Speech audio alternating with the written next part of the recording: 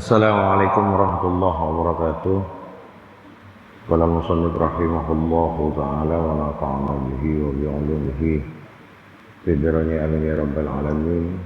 Qala rabbi shrah li sadri wa yassir li amri wa hlul 'uqdatam min lisani yafqahu qawli. Qala la ilma lana illa ma 'allamtana innaka antal alimul hakim. Wa tub alaina innaka antat tawwabur rahim. Hadratal mukarramin, segenap para alim, para ulama, bapak-bapak, ibu-ibu, jemaah Masjid Agung yang dimuliakan Allah. Puji syukur kepada Allah, pada malam ini kita kembali diberi nikmat sehat dan sempat sehingga kita dapat bersama-sama sholat maghrib berjemaah yang dilanjutkan dengan kajian nanti sampai Isya. Mudah-mudahan ini menjadi nilai ibadah di sisi Allah Subhanahu wa taala. Amin ya rabbal alamin. Shalawat bertangkai salam semoga tetap terlimpah curahkan terhadap junjungan kita yang besar Nabi Agung Muhammad Rasulullah sallallahu alaihi wasallam. Jemaah yang dimuliakan Allah Subhanahu wa taala, malam ini kita masuk kepada bab 31. Al-babul hadi wa salasun fi dzikri tafayuril kutubi yaumal qiyamati. Yaitu bab yang akan mengupas tentang terbangnya buku-buku catatan amal kita pada hari kiamat. Jadi nanti di hari kiamat itu buku catatan amal kita itu akan terbang seperti turunnya salju. Nah, mari kita bahas sama-sama ini.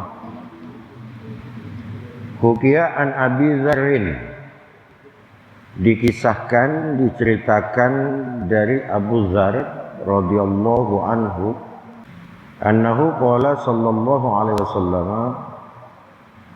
sesungguhnya Nabi Muhammad sallallahu alaihi wasallam bersabda, ma min mu'minin illa walahu fi kulli yawmin sahifatun jadidatun. Tidak ada dari seorang yang beriman itu kecuali baginya pada setiap hari itu ada satu lembar catatan baru. Jadi setiap hari kita itu buku catatan amalnya itu baru gitu. Setiap hari baru. Berarti kalau 365 hari satu tahun, 365 lembar. Jadi setiap hari berganti. Faidatu wiyat, ketika pada hari itu lembaran itu dilipat. Walaisa fiha istighfarun, dan pada hari itu tidak ada pahala istighfarnya sama sekali kita. Jadi tidak ada istighfar 24 jam itu di catatan amal yang selembar hari itu. Fahiya mudlimatun, maka catatan itu akan gelap. Wa in tuwiyat wa fiha istighfarun yakunu laha nurun yatala'la'u. Dan apabila ketika dilipat catatan amal itu pada hari itu terdapat pahala istighfarnya, maka lembaran catatan amal itu dia akan penuh dengan cahaya, dengan sinar. Jadi setiap ibadah yang kita lakukan keseharian, agar catatan kita itu tidak gelap, maka penerangnya itu adalah istighfar. Maka dalam sehari semalam itu kita oleh Rasulullah itu dianjurkan untuk istighfar sebagaimana yang dilakukan oleh Rasulullah. Dari sekian banyak ibadah yang dilakukan Rasulullah setiap hari, baik itu dia tugas negara, dia tugas kerasulannya, Rasulullah itu tetap tidak akan meninggalkan istighfar. Ini maksud Rasulullah, agar catatan amal kita itu tidak gelap. Jadi ada penerangnya. Qala al-Faqih rahimahullah, berkata siapa Imam Al-Faqih rahimahullah, Ma min ahadin fid dunya, tidak ada dari seseorang itu yang hidup di dunia ini illa alaihi malakan, kecuali tetap baginya ada dua malaikat muwakkalani minallahi, yang menjadi wakil dari Allah Subhanahu wa taala, yahfadhahu, yang menjaga keduanya terhadap seorang hamba lailan wa naharan, baik pada siang ataupun malam. Wa yaktubani, dan keduanya akan mencatat a'mala khairiha wa syarriha, terhadap amal-amal perbuatan manusia, baik amal baiknya ataupun amal jeleknya, hasliha wa jaddiha, baik amal-amal yang iseng-iseng, guyon-guyon, wa jaddiha, ataupun amal yang serius, betul-betul beribadah khusyuk. Kan ada orang beramal itu suka-suka ya. Nah, yang suka-suka pun dicatat Pak. Jadi malaikat Raqib dan Atid itu mencatat semuanya dari amalnya itu. Qala Allah Ta'ala wa inna alaikum lahafidin, di dalam surat Al-Infitar ayat 10. Dan sesungguhnya bagi kalian itu lahafidin, itu ada yang menjaga. Yang dimaksud ayat ini adalah malaikat Raqib dan malaikat Atid ini. Alinea yang kedua dari pembahasan ini, yarfa'u lahu fi kulli yaumin kitabun wa fi kulli lailatin kitabun. Jadi akan diangkat amal setiap manusia pada setiap hari itu, siang dan malam itu ada catatannya semua. Wa may ya'mal mithqala dzarratin khairan yarah wa may ya'mal mithqala dzarratin syarran yarah. Baik buruk sekecil apapun, meskipun hanya cemberut ke orang, itu ada catatan amalnya. Wa tujma'u kutubu kulli sanatin fi lailatin nisfi Sya'ban. Dan catatan yang sehari satu lembar ini nanti akan dibukukan, akan disatukan setiap satu tahun itu pada malam nisfu Sya'ban. Makanya malam nisfu Sya'ban itu kita ada sholat 2 rakaat, terus baca Yasin 3 kali. Harapannya apa? Pergantian buku catatan amal dalam setahun itu yang udah kita lakukan itu, dosa-dosa dihapus oleh Allah.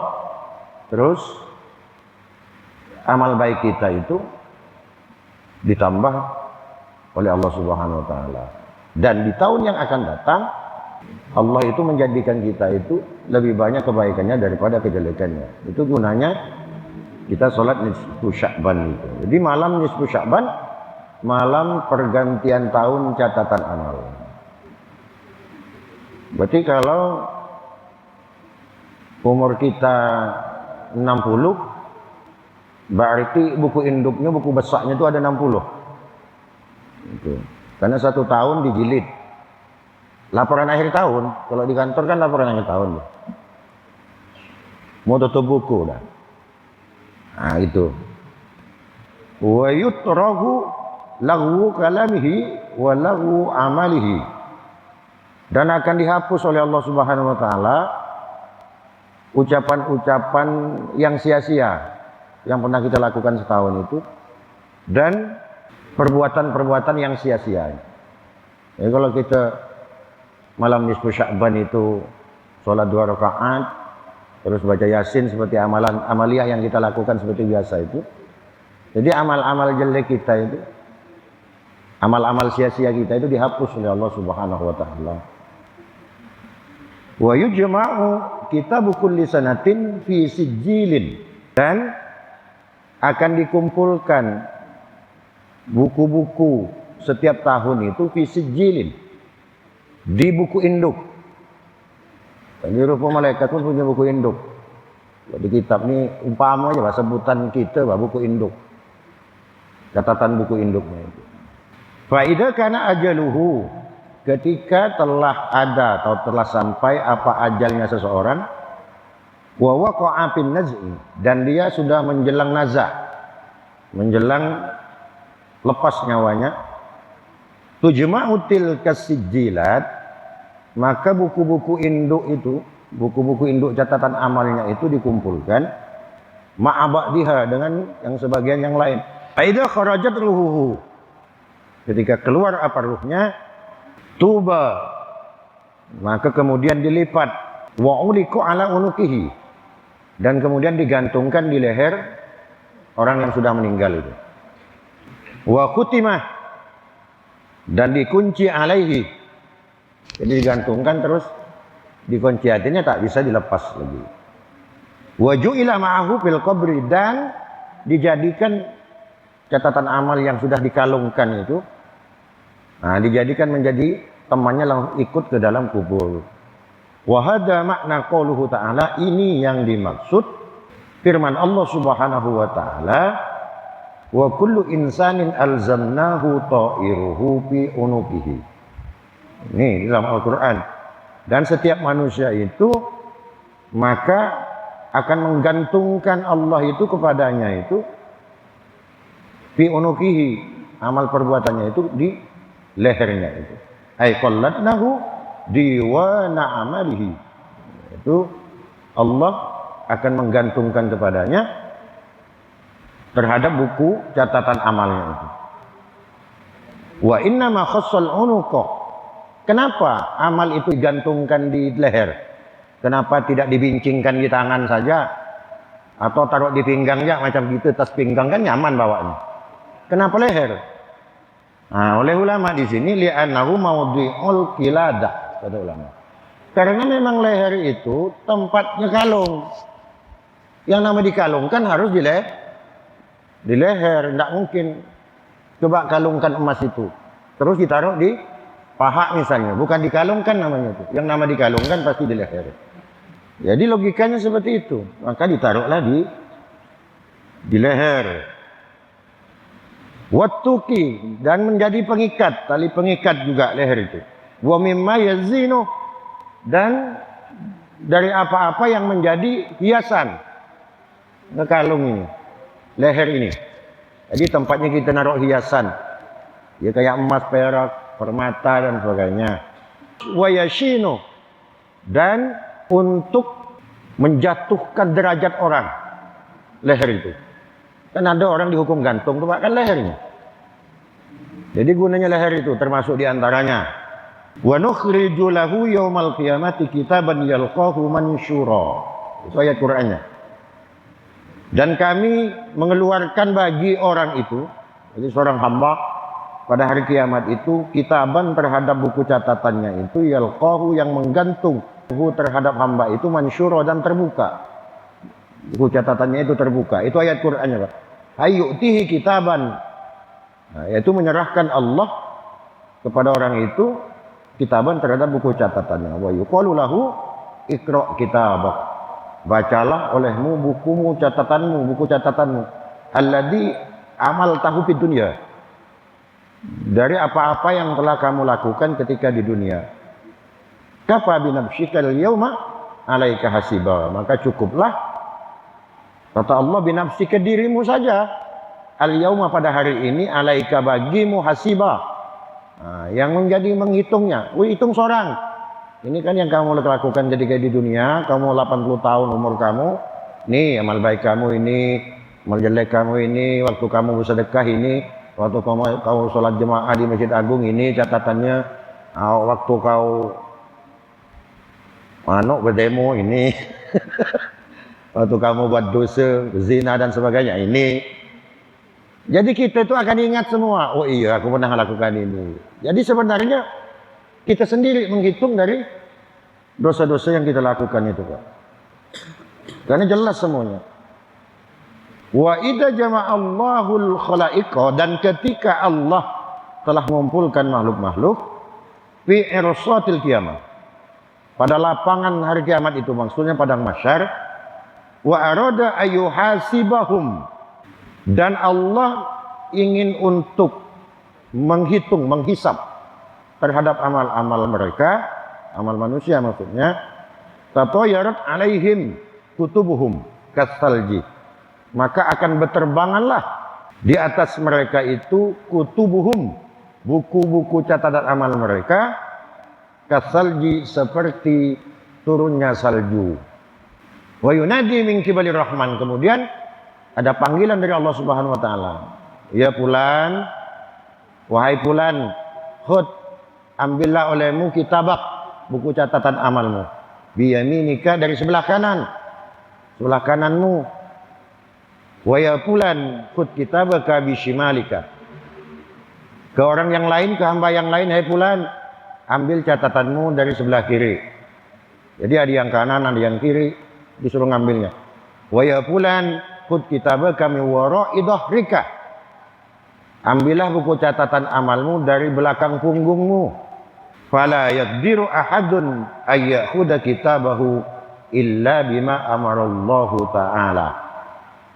Ketika ada perintah itu, ada yang disuruh ngambil di sebelah kanan, sebelah kiri, dari belakang. Yang diperintah sebelah kanan tidak akan mengambil di sebelah kiri, tak bisa dia ketika sebelah kiri. Maka di kanan dia baru bisa. Yang diperintah kiri begitu juga, tak bisa ngambil ke sebelah kanan. Yang di punggungnya, di belakangnya begitu juga, ngambil di belakang punggungnya. Tidak di kanan, tidak kiri, tapi belakang. Sesuai apa yang diperintahkan Allah Subhanahu wa taala. Fal atqiyau, adapun orang-orang yang bertakwa, orang-orang yang ahli ibadah, orang yang bertakwa, orang-orang yang dibentak mertua, orang bertakwa, orang yang ahli ibadah, nah, menjalankan perintah Allah, menjauhi larangannya. Jadi orang-orang yang bertakwa ini yu'tauna kutubahum biyaminihim. Itu orang-orang yang akan diberikan catatan amalnya oleh Allah itu dari bagian sebelah kanannya, tidak akan sebelah kiri. Artinya orang-orang yang akan selamat.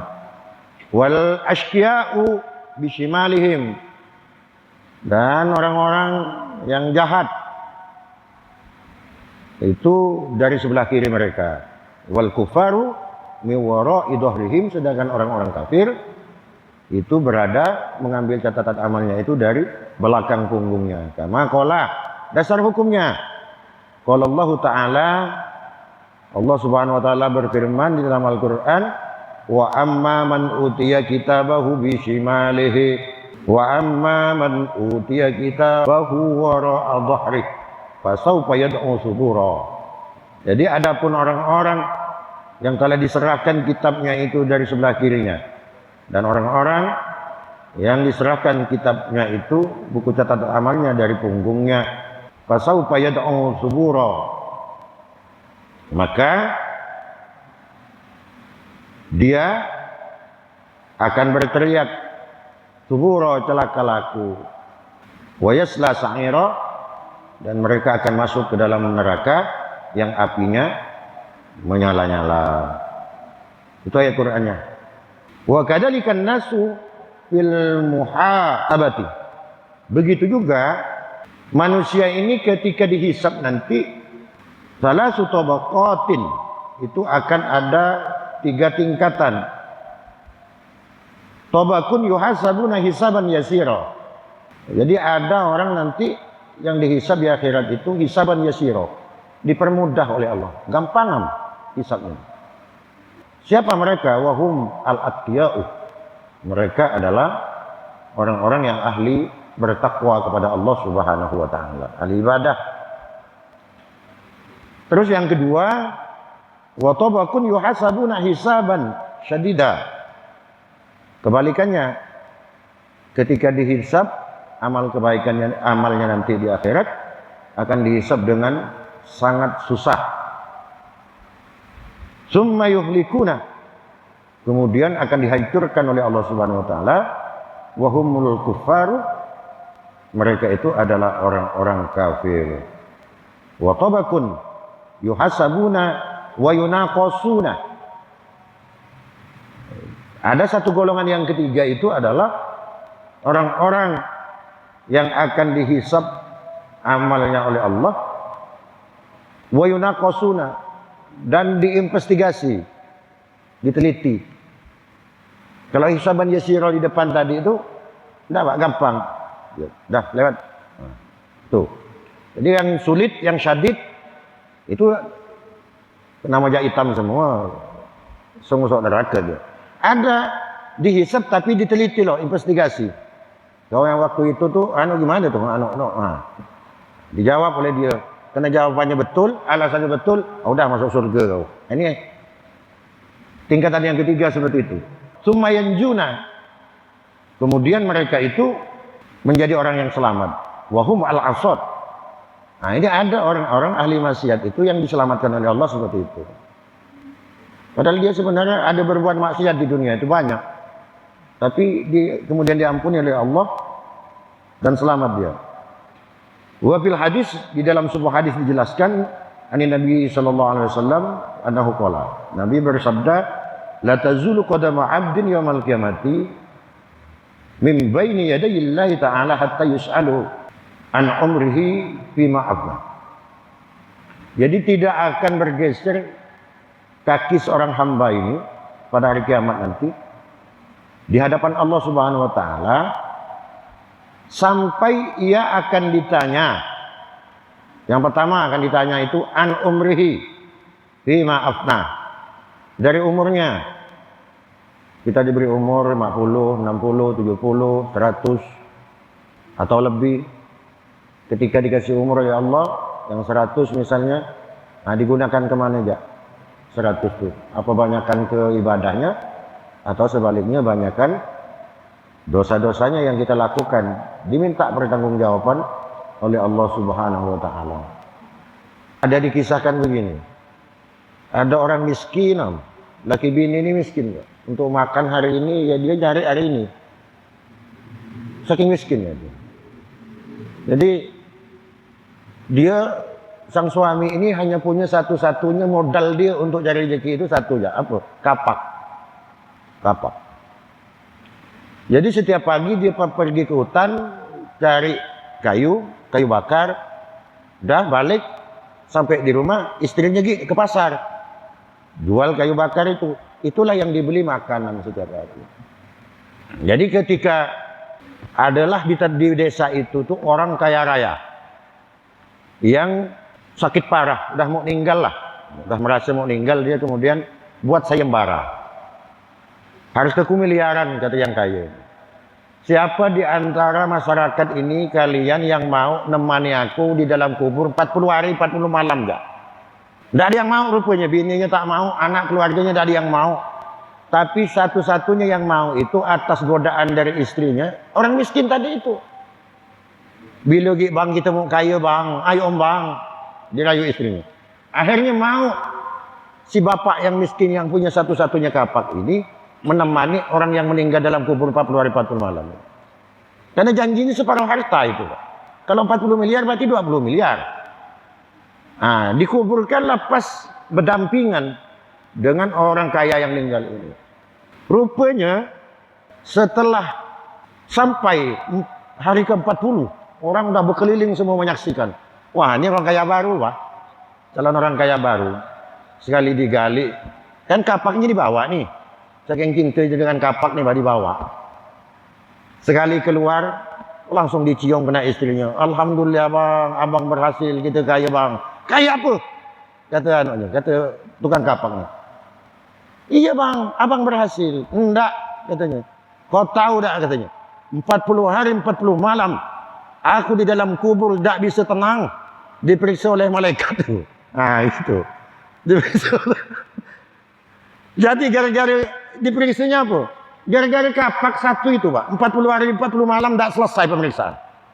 Kapak kau dapat dari mana? Gagangnya itu punya siapa? Kayunya kayu siapa? Kau ke hutan yang ditebang kayu siapa? Udah minta izin apa belum? Semua ditanyakan. Bab kapak satu aja 40 hari 40 malam tak selesai. Apa kata tukang kapak tuh? Mbak Am, aku yang penting mati aku selamat. Biar aku tidak dapat 1 miliar dan tidak apa-apa. Aku cukup cari rezeki dengan kapakku ini saja. Karena aku mempertanggungjawabkan kapak satu aja 40 hari 40 malam aku dah tak sanggup. Ini kapak satu. Intinya jadi pelajaran kepada kita bahwa tidak ada perbuatan itu yang tidak dimintai pertanggungjawaban. Positifnya dari kisah ini adalah itu, Pak. Terus an malihi min aina iktasabahu wa aina afnah. Dari hartanya. Jadi hartanya dua ditanya nanti. Kau dapatnya dari mana nih? Jalan halal apa enggak? Oke, jalan halal. Terus digunakan kemana? Dua pertanyaannya. Kalau harta. Terus wa yus'alu amma fi kitabihi. Dan ditanya pula apa yang ada di catatan amalnya itu. Fa idza balagha akhirul kitab yaqulullahu ta'ala. Ketika pada akhir ujung dari catatan amal dia itu, kemudian Allah berfirman kepadanya, ya abdi wahai hambaku, kullu hadza amaluka. Apakah in kullun hadza amaluka? Apakah ini semua amal perbuatanmu hidup di dunia? Ditanya oleh Allah. Jadi demokrasi Allah, Pak. Ditanya loh, takut mau komplain apa? Dijawab oleh hamba ini, iya betul ini catatanku. Inna malaikati zadu alaika fi kitabika. Atau malaikatku korupsi. Dosa kau ini sebenarnya cuma 3 mah, tapi tulis 5 sini. Ditanya oleh Allah itu nanti. Fayaqulu ya Rabbi la, wahai Tuhanku tidak, walakinni fa'altuhu kulluhu.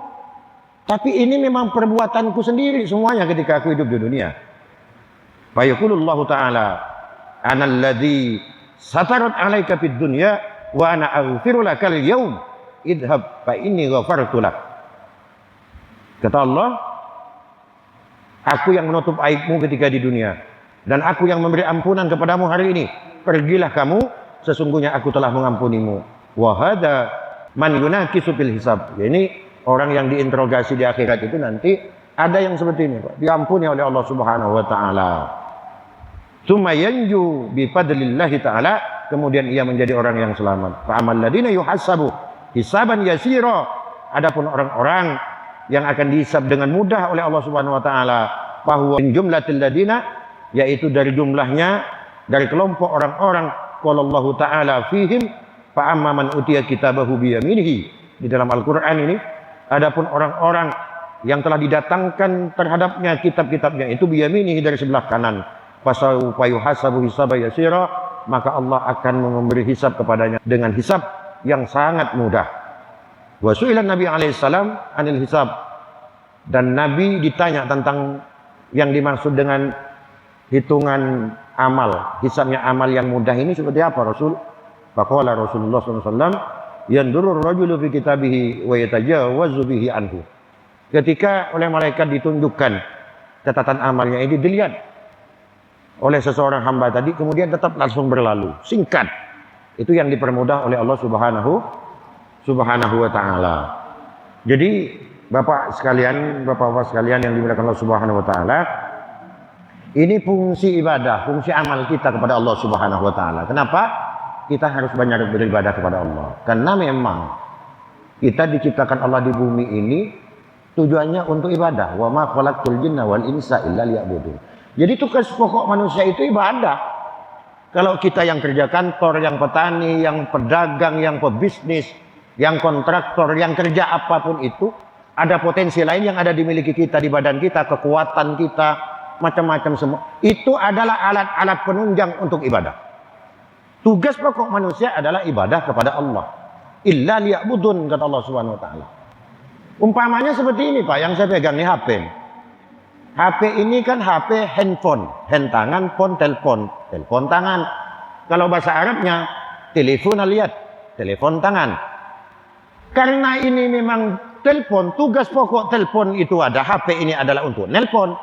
Di dalam HP ini ada aplikasi banyak. Facebook ada, TikTok ada, game ada, apapun ada di sini. Ketika saya lagi main HP, main game, saya asik main game, tiba-tiba Pak Haji Saliman Nur nelpon saya. Berhenti apa tidak game saya yang main? Pasti berhenti, Pak. Pasti telepon yang masuk. Kenapa? Karena tujuan utama HP itu adalah untuk menelpon, bukan untuk game. Game itu hanya penunjang, pelengkap dari HP ini. Tujuan utamanya adalah untuk ketika telepon masuk, apapun aplikasi yang kita mainkan pasti akan terhenti karena telepon masuk.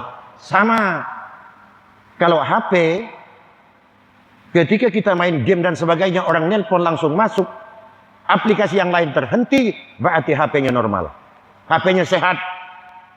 Tapi kalau ada orang nelpon, saya lagi main game, orang yang nelpon tak bisa masuk, kemungkinan dua, Pak. Kalau tidak pulsa dengan kuotanya habis, berarti HP-nya rusak. Itu saja. Sama kita manusia. Karena tugas pokok kita manusia, fungsi manusia yang terutama itu adalah beribadah kepada Allah Subhanahu wa taala. Maka ketika Allah nelpon, ketika Allah manggil, maka aplikasi-aplikasi yang lain, yang di kantor, yang di sawah, yang lagi bisnis, berhenti tuh. Panggilan utama akan masuk. Maka ketika ada panggilan utama masuk, yang lagi di kantor hentikan lo, ke masjid lo, sholat dulu. Yang lagi bisnis sama, yang di pasar sama, berhenti ke masjid lo. Berarti orang itu sehat, berarti orang itu tidak rusak. Kayak HP tadi itu. Ilustrasinya seperti itu saja kita hidup. Kenapa? Karena tugas pokok kita di dunia ini adalah untuk beribadah kepada Allah. Sebagaimana HP tugas pokoknya adalah untuk nelpon, maka aktivitas aplikasi yang lain akan terhenti ketika telepon masuk. Maka orang yang bertakwa, yang beriman kepada Allah, dia akan mengutamakan ini. Jadi mudah-mudahan kita diberi kekuatan oleh Allah untuk senantiasa istiqomah di dalam melaksanakan tugas kita oleh Allah yang mulia ini, yaitu sebagai hambanya untuk beribadah kepadanya. Amin ya rabbal alamin. Demikian Bapak Ibu sekalian yang dimuliakan Allah Subhanahu wa taala, mudah-mudahan bermanfaat. Untuk selanjutnya bab 31 ini kita akan lanjutkan nanti pada pertemuan kita di minggu yang akan datang. Jika ada yang baik itu semata dari Allah, jika ada yang salah itu semata dari kebodohan saya minta ampun, minta maaf. Ihdinas siratal mustaqim, Allah yaufiquna wa yarda, wallahu muwaffiq ila aqwamit thoriq. Wassalamualaikum warahmatullahi wabarakatuh.